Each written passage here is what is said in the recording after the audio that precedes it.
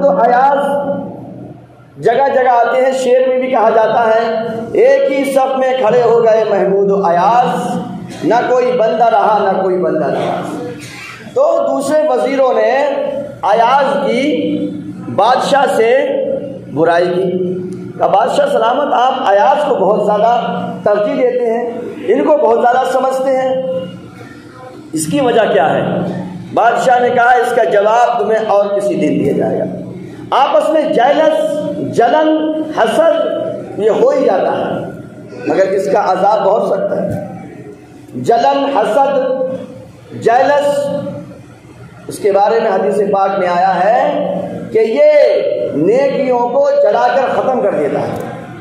جلن حسد جیلس یہ نہیں ہونا چاہیے۔ ہاں اس کے ملتی جلتی ایک چیز ہوتی ہے رشک، آپ وہ کر سکتے ہیں۔ رشک کا کیا ہوتا ہے اور حسد کیا ہوتا ہے، ان دونوں کا میں آپ کو فرق بتاتا ہوں۔ حسد کا مطلب یہ ہوتا ہے کہ کسی نے اپنے مسلمان بھائی کو دیکھا، کسی کو کوئی عہدہ، کوئی گاڑی، کوئی مکان، کوئی نعمت، کوئی دولت اس کے پاس دیکھی اور اس نے یہ سوچا یا اللہ اس کی یہ دولت ختم ہو جائے اور مجھے مل جائے، اس کی یہ دولت ختم ہو جائے اور مجھے مل جائے یا اس سے زیادہ مجھے مل جائے، یہ ہوتا ہے جلن اور حسد۔ اس کے بارے میں حدیث پاک میں ہے کہ یہ نیکیوں کو، ثواب کے کام کو جلا کے ختم کر دیتا ہے۔ رشک کیا ہوتا ہے؟ رشک یہ ہوتا ہے اے اللہ پاک میرے پڑوسی یا میرے بھائی پہ جو دولت ہے اس کی دولت سلامت رہے اور اس سے زیادہ مجھ کو مل جائے، اس کی سلامت رہے، اس کی دولت، اس کی شہرت، اس کی عزت، اس کی ناموری، اس کا پد، اس کا عہدہ سلامت رہے اور اس سے زیادہ مجھ کو مل جائے، اس میں کوئی گناہ نہیں ہے، ثواب ہے۔ اب بتاؤ حاسد جو ہوتا ہے وہ اپنی ہی آگ میں ہر وقت جلتا بھونتا رہتا ہے اور اللہ نے جو لکھ دیا ہے اس کو مٹا تو سکتا نہیں۔ ارے بھائی جب جس کی موت آئے گی تبھی آئے گی، جب جس امیر جس بادشاہ پہ غریبی آنا اللہ نے لکھ دیا تبھی آئے گی۔ تو تمہارے جلنے بھننے سے کیا ہوتا ہے؟ ہاں نیکیاں ختم ہو جائیں گی، نیکیاں ختم ہو جائیں گی۔ حاسد کو کبھی سکون نہیں ملتا ہے، چاہے وہ مر جائے قبر میں بھی سکون نہیں ہے، زندہ رہے گا تب بھی سکون نہیں۔ ہمیشہ یہی کیا کرو جب کسی کی چیز آپ کو اچھی لگے، زیادہ لگے، فوراً دعا مانگو یا اللہ مجھے اس سے زیادہ مل جائے اور اس کی بھی سلامت رہے، اس کی بھی سلامت رہے اور اس سے زیادہ مجھ کو مل جائے تو رب بھی خوش ہوتا ہے۔ میرا بندہ میرے بٹوارے پر خوش ہے، میرا بندہ میرے بٹوارے پر خوش ہے۔ جس کو جس نے جتنا بھی مل رہا ہے یہ اللہ تبارک تعالیٰ نے عطا فرمایا ہے اور ہم سب کو خوش رہنا چاہیے۔ ہمارا پڑوسی، ہمارا گھر والا، ہمارا بھائی بند، ہمارا رشتہ دار، ہمارا دوست کتنا ہی اونچے پد پہ پہنچ جائے ہمیں خوش ہونا چاہیے، کیونکہ ہم اس پد پہ خوش نہیں ہو رہے ہیں، ہم اللہ کے بٹوارے پہ خوش ہو رہے ہیں کہ میرے رب میں تیری رضا میں راضی ہوں، جتنا تو نے مجھے دیا ہے میں اتنے پہ خوش ہوں، جتنے میرے بھائی کو ملا ہے میں اس پر بھی خوش ہوں، مجھے کوئی اعتراض نہیں ہے۔ جو بندہ جلن کرتا ہے، حسد کرتا ہے، وہ اللہ کے بٹوارے سے خوش نہیں ہے۔ آپ گہرائی میں جائیے، اس کی گہرائی میں جو حسد اور جلن کر رہے ہیں گویا کہ وہ آپ گہرائی سے دیکھیے تو وہ اللہ کے بٹوارے سے خوش نہیں ہے، اللہ کی تقسیم سے وہ خوش نہیں ہیں، کیونکہ جس کو بھی جو مل رہا ہے چاہے اللہ غریب رکھے یا مالدار بنائے اس میں ہمیں راضی رہنا چاہیے، خوش رہنا چاہیے، کیونکہ اللہ کو معلوم ہے کہ غریبی میں زیادہ فائدہ ہے اس بندے کی یا امری میں زیادہ فائدہ ہے۔ کچھ لوگوں کو مال مل جاتا ہے، آپ نے دیکھے ہوں گے تو وہ بورا جاتے ہیں، انہیں ہضم نہیں ہوتی مالداری، الٹے سیدھے کام کرنا شروع کر دیتے ہیں، الٹے سیدھے کام کرنا شروع کر دیتے ہیں، ظلم و زیادتی شروع کر دیتے ہیں، لوگوں کو پریشان کرنا شروع کر دیتے ہیں، تو پھر اس سے تو بہتر تھا غریب ہی ہے۔ تو اللہ کو معلوم ہے کس کے لیے امیری اچھی ہے، کس کے لیے غریبی اچھی ہے۔ ہاں یہ بات یہ بھی یاد رکھیں، ہاتھ میں ہاتھ رکھ کے نہ بیٹھیں، محنت بھرپور کریں، ایمانداری کے ساتھ محنت بھرپور کریں۔ حضور اکرم صلی اللہ علیہ وسلم فرمایا سب سے اچھی کمائی وہ ہے جو آدمی اپنے ہاتھ کی محنت سے کھاتا ہے، سب سے اچھی کمائی اور جو لوگ محنت کرتے ہیں ان کا بھی مرتبہ بہت اونچا ہے۔ ایک مرتبہ کچھ مسلمان جہاد کے لیے تیار ہو گئے اور کچھ لوگ اپنے کاروبار کی مستی میں مست تھے۔ صحابہ اکرام نے عرض کیا یا رسول اللہ ہم لوگ جہاد میں جا رہے ہیں اور یہ لوگ اپنے کاروبار میں مست ہیں۔ حضور نے فرمایا اگر یہ جائز طریقے سے حلال روزی کما رہے ہیں تو حلال روزی روٹی کمانا یہ بھی جہاد کا سوال ہے، سمجھے؟ حلال روزی اپنے بال بچوں کے لیے، ماں باپ کی خدمت کے لیے آپ کما رہے ہیں، یہ بھی عبادت ہے، یہ بھی عبادت کا حصہ ہے، یاد رکھیے۔ تو دوستو ہم سب کو حج کے لیے کوشش کرتے رہنا چاہیے۔ الحمدللہ اب تو حج میں نمبر آسانی سے آ جاتے ہیں کیونکہ کوٹا پورا نہیں ہو پاتا ہے۔ ابھی یو پی میں لگ بھگ 30,000 سیٹیں تھیں، اس میں صرف 26,786 لوگوں نے فارم بھرا، سب کا ایک بار میں آ گیا۔ خرچ اتنا زیادہ ہو گیا ہے، اتنا مہنگا ہو گیا ہے کہ لوگ کترا رہے ہیں۔ مگر یاد رکھیے جس کو اللہ نے دولت عطا فرمائی ہے، جس کو اللہ نے مال دیا، اتنا مال کہ حج کے سارے خرچے پورے ہو جائیں، اور گھر میں جو بال بچے ہیں جیسے بیوی ہو گئی، بچے ہو گئے جو خود کما نہیں رہے ہیں، ان کے لیے خرچہ چھوڑ جائے گھر میں کہ جب تک واپس آئے تو وہ کھاتے رہیں، آرام سے خرچہ چلتا رہے ان کا، اور سواری کا خرچہ، ٹکٹ کا خرچہ، جو بھی خرچے ہوتے ہیں وہ ہوتے ہیں۔ تو ایسے بندے پر، مسلمان پر حج فرض ہوتا ہے، چاہے مرد ہو یا عورت ہو، حج فرض ہو جاتا ہے۔ مگر ہوتا کیا ہے، میں نے یہ سنا ہے کہ سب سے زیادہ بوڑھے اور کمزور لوگ ہمارے انڈیا سے جاتے ہیں، ان سے کہو حج کر لو، ارے امام صاحب ابھی بیٹی رہ گئی ہیں، کہیں ان کی شادی کرنا ہے، ارے بیٹے رہ گئے، کبھی سب سے نپٹ جائیں، بیٹیوں سے بیٹوں سے سب کی شادی نپٹ جائے اور گھر بن جائے پھر دیکھیں گے۔ شادیوں میں خرچہ ہی نہیں ہے، اسلام کے حساب سے، تمہارے حساب سے تو کروڑوں میں شادیاں ہوں گی، اب ہمارے تمہارے حساب سے خرچے ہیں شادی میں، مذہب اسلام کے طرف سے خرچہ نہیں ہے، خرچہ نہیں ہے۔ شوہر پر بس مہر ادا کرنا ہے، مہر ادا کرنا ہے۔ اور کچھ لوگ تو حج اس لیے نہیں کرتے، پیسہ ہے مگر اب سوچ رہا ہے کہ کرائے کا پیسہ ہے، ٹکٹ کا پیسہ ہے، وہاں کا خرچہ ہو جائے گا، مگر پوری بستی کو کھانا کھلایا جائے گا، اس کا پیسہ کہاں سے آئے گا؟ یہ بھی جب غضب رسم چل گئی ہے، پوری بستی کو کھانا کھلایا جائے گا، سمجھتا ہے کھانا نہیں کھلائے گا تو اس کا حج قبول نہیں ہوگا۔ پھر رشتہ دار کے رشتہ دار، دوست احباب، سب کے لیے حج سے تحفے تحائف آئیں گے۔ یہ بھی کچھ نہیں ہے حج میں، مگر ایسا رواج بن گیا ہے۔ بہت سے لوگ ایسے ہوتے ہیں جن کے پاس حج جانے کا پیسہ ہوتا ہے، کرائے کا پیسہ ہوتا ہے۔ ابھی ہم لوگ آپس میں اپنی بیوی کے ساتھ مشورہ کر رہے تھے کہ کچھ پیسہ جمع کر کے عمرہ کر لیا جائے، سمجھے، عمرہ کر لیا جائے۔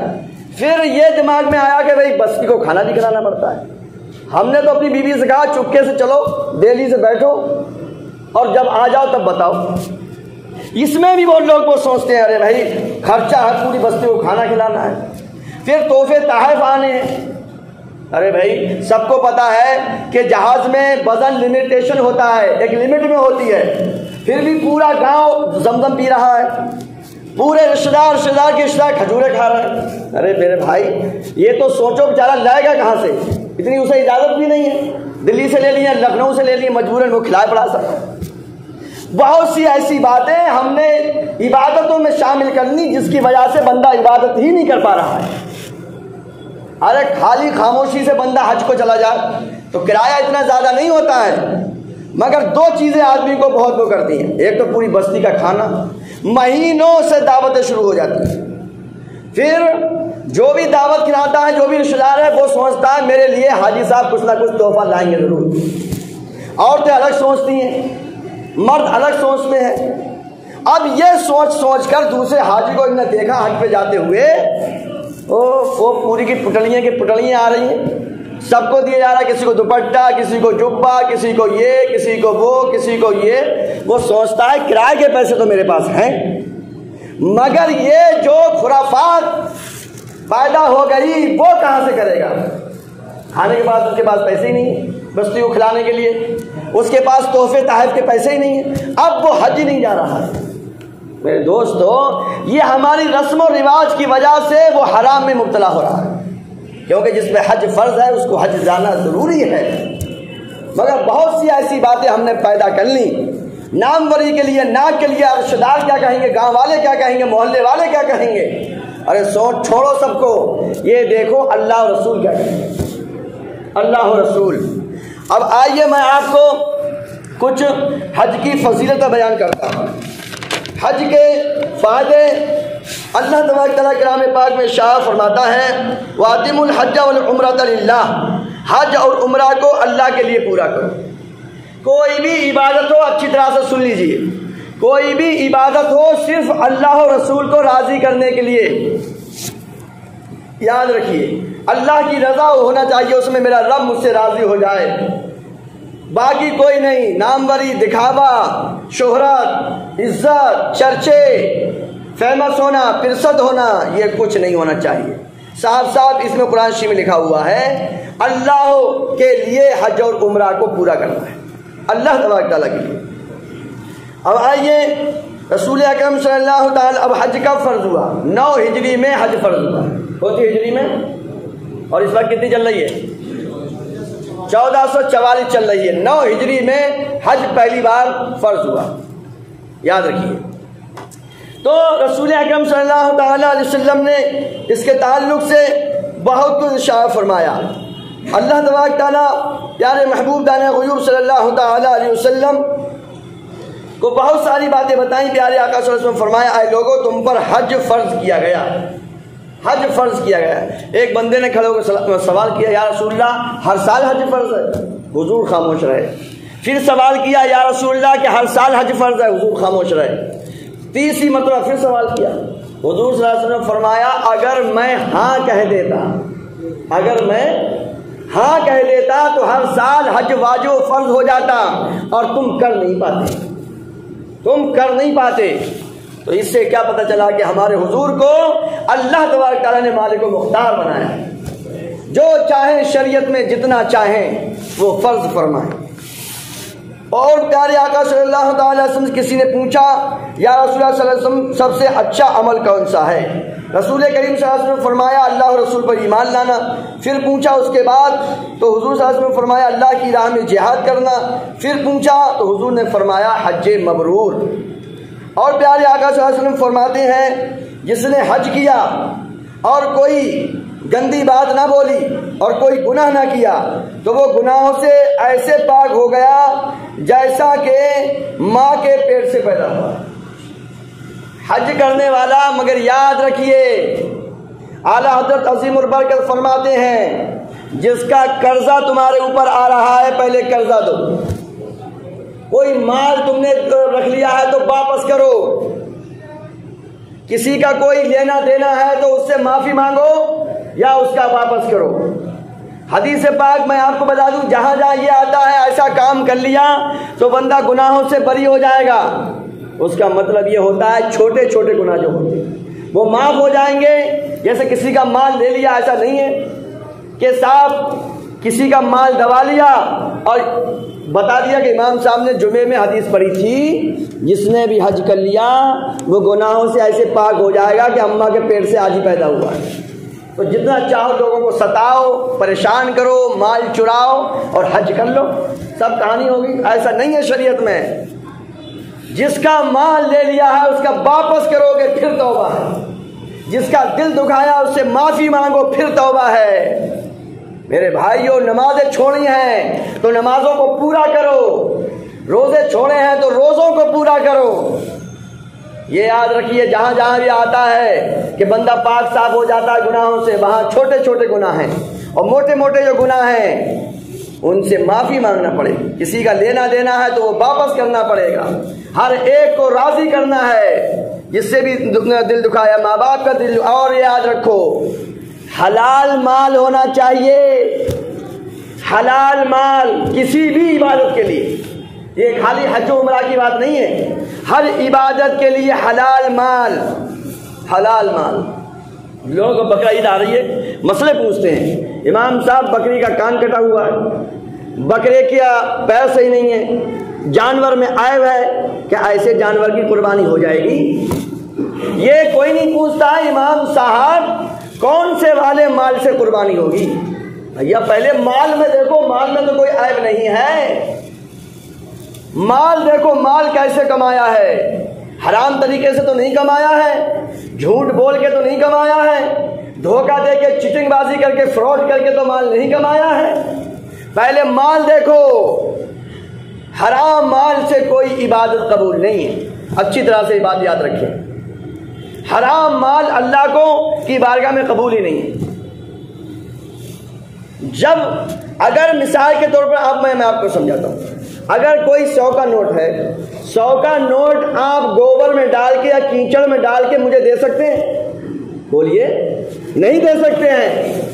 100 کا نوٹ کیا آپ کسی گوبر میں ڈال کے یا گندی چیز میں ڈال کے یا نالی میں گھما کے کہ جو امام صاحب تمہارا نذرانہ ہے یہ تو میں لے لوں گا؟ جب میں انسان ہو کر ایک ادنا سا، ایک چھوٹا سا انسان اللہ تعالیٰ کا بندہ ہو کر وہ تمہارا 100 کا نوٹ میں لے نہیں سکتا، وہ رب کائنات احکم الحاکمین، ساری کائنات کا اکیلا مالک، ساری کائنات کا اکیلا بادشاہ، سب کچھ اسی کا ہے، پھر ہم حرام مال اس کی بارگاہ میں کیسے پیش کر سکتے؟ جب انسان ہو کر ایک انسان دوسرے انسان سے گندا مال قبول نہیں کر سکتا، وہ تو رب الکائنات ہے، رب العالمین ہے، ساری سنسار کا پالنے والا ہے، مالک الملک ہے، تو اس کی بارگاہ میں ہم حرام مال کیسے پیش کر سکتے ہیں؟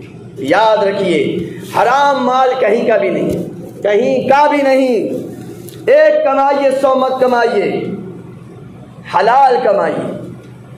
تو میرے دوستو اور سنیے حدیث پاک، رسول اکرم صلی اللہ تعالیٰ علیہ وسلم نے ارشاد فرمایا کہ رمضان میں عمرہ میرے ساتھ حج کے برابر ہے۔ اگر اللہ تعالیٰ رمضان میں عمرہ کرنے کی کسی کو توفیق دے تو حضور صلی اللہ علیہ وسلم فرماتے ہیں جس نے رمضان میں عمرہ کیا گویا کہ اس کو ایسا ثواب ملے گا کہ اس نے میرے ساتھ حج کیا۔ اور رسول اکرم صلی اللہ علیہ وسلم نے فرمایا حاجی اپنے گھر والوں میں سے، حاجی اپنے گھر والوں میں سے 400 کی شفاعت کرے گا، 400 کی شفاعت کرے گا، اور گناہوں سے ایسا نکل جائے گا جیسے اس دن کہ ماں کے پیٹ سے پیدا ہوا ہے۔ پھر وہی حدیث پاک، سمجھ گئے آپ، حلال مال سے حج کیا ہو، سارے لوگوں کو راضی خوش کر کے گیا ہو، کسی کا کوئی لینا دینا ہو تو واپس کر کے گیا ہو، اور اس کے ساتھ اس کا حج قبول بھی ہو گیا ہو، تو اللہ تبارک تعالیٰ ایسے حاجی کی 400 لوگوں کی شفاعت قبول فرمائے۔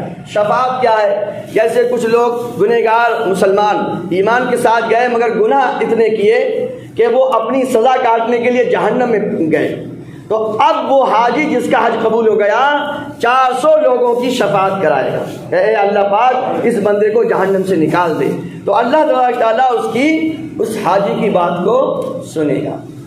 یاد رکھیے اور سنیے، حدیث پاک میں رسول اکرم صلی اللہ علیہ وسلم فرماتے ہیں جو مکہ سے پیدل حج کو جائے یہاں تک کہ مکہ واپس آئے، اس کے لیے ہر قدم پر 700 نیکیاں ہیں، حرم شریف کی نیکیوں کے مثل لکھی جائیں گی۔ تو یاد رکھیے جو بھی حاجی حج کو جائے گا اللہ تعالیٰ ہر قدم پر اس کو نیکیاں عطا فرمائے گا۔ اور سنو، رسول اکرم صلی اللہ علیہ وسلم نے فرمایا حج و عمرہ کرنے والے اللہ کا کیا ہیں؟ وفد ہیں، ڈیلیگیشن کہتے ہیں انگلش میں، ڈیلیگیشن، سمجھے؟ اللہ کے پرتینیدھی ہیں وہ لوگ، اللہ کے مہمان ہیں جو حج و عمرہ کے لیے جا رہے ہیں۔ رب کائنات کے پیارے محبوب غیوب صلی اللہ علیہ وسلم فرماتے ہیں کہ حضور نے فرمایا، پیارے آقا صلی اللہ علیہ وسلم فرمایا حاجی کی مغفرت ہو جاتی ہے، اور حاجی جس کے لیے استغفار کرے اس کے لیے بھی مغفرت ہو جاتی ہے۔ اور پیارے آقا صلی اللہ تعالیٰ علیہ وسلم نے ارشاد فرمایا کہ حج فرض جلدی ادا کرو، جس پر حج فرض ہو اس کو جلد حج ادا کر لینا چاہیے۔ یہ پیارے آقا صلی اللہ تعالیٰ علیہ وسلم نے ارشاد فرمایا، اور پیارے آقا صلی اللہ علیہ وسلم فرماتے ہیں کہ جسے حج کرنے سے نہ حاجت ظاہر ہو اور نہ کوئی روکنے والا ہو اور پھر بھی وہ حج نہ کرے اور مر گیا تو چاہے وہ یہودی مرے یا نصرانی مرے۔ بات سمجھ رہے ہیں؟ یعنی جس کے پاس مال و دولت ہو تو پھر اسے حج جانے میں دیری نہیں کرنی چاہیے۔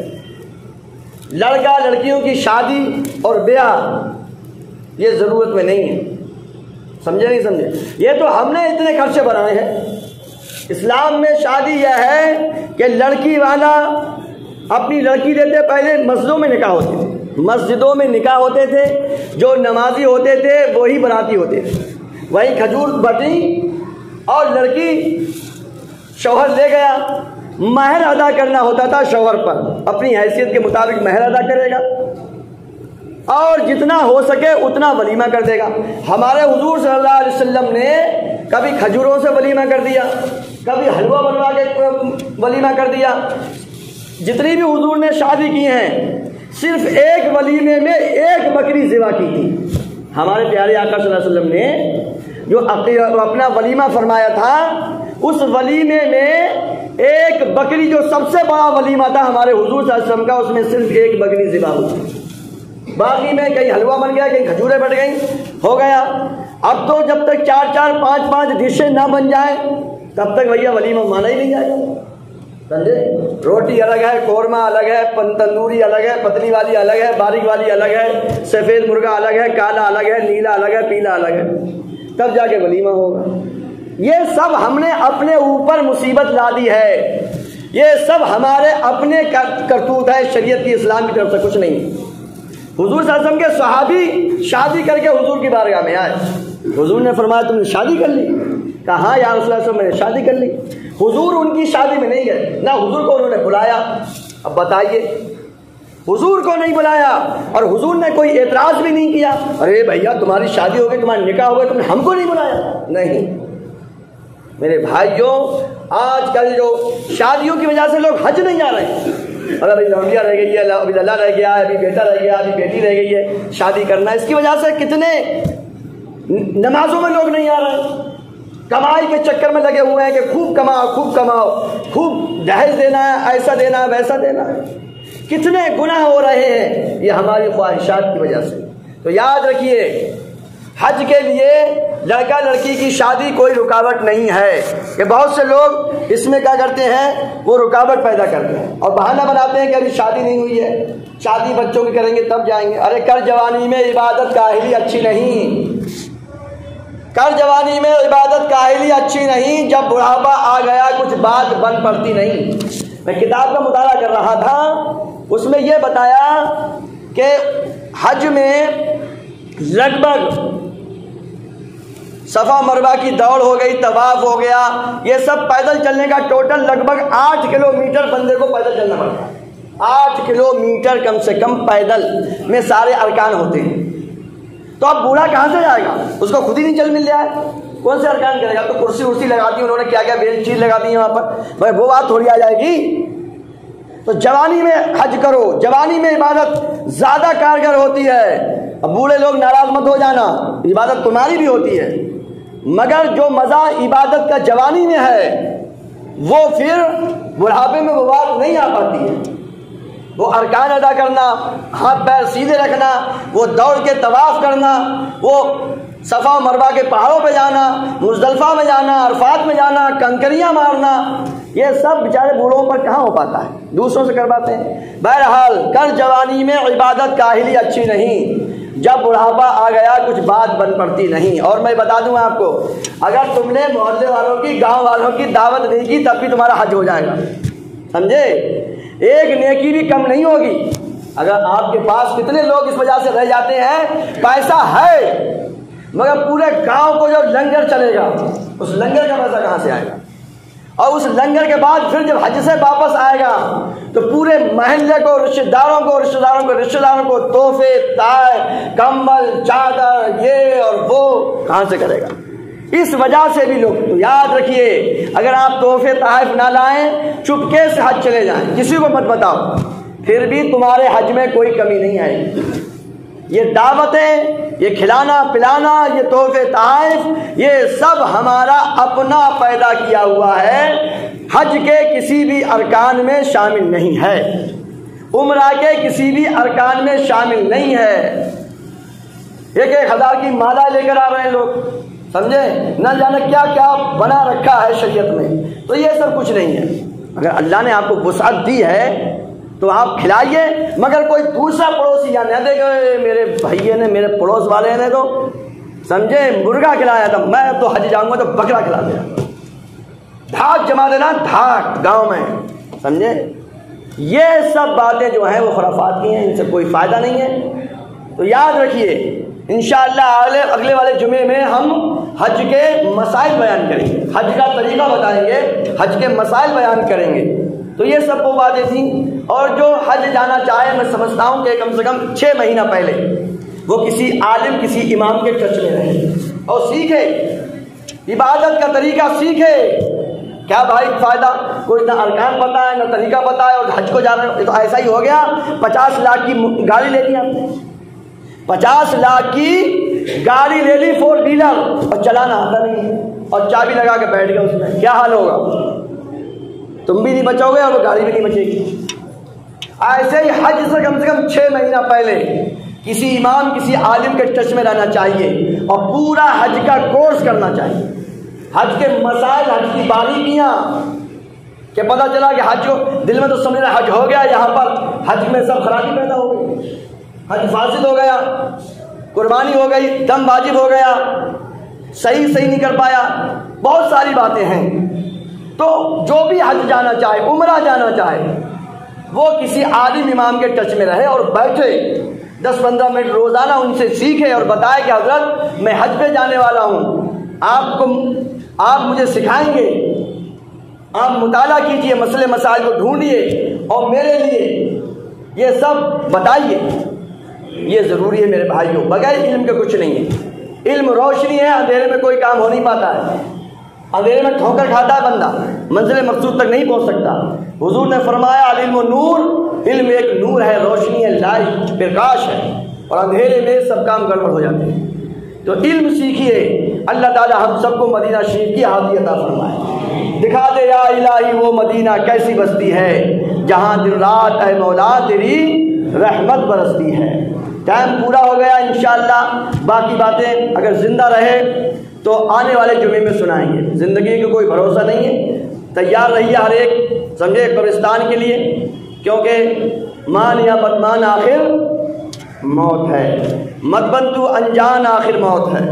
موت کا انتظام کیجئے، نمازیں پڑھیے، عبادتیں کیجئے، حج کیجئے، عمرہ کیجئے، دوسرے لوگوں کو اپنے آپ سے فائدہ پہنچائیے، دوسرے لوگوں کی سیوا کیجئے، خدمت کیجئے۔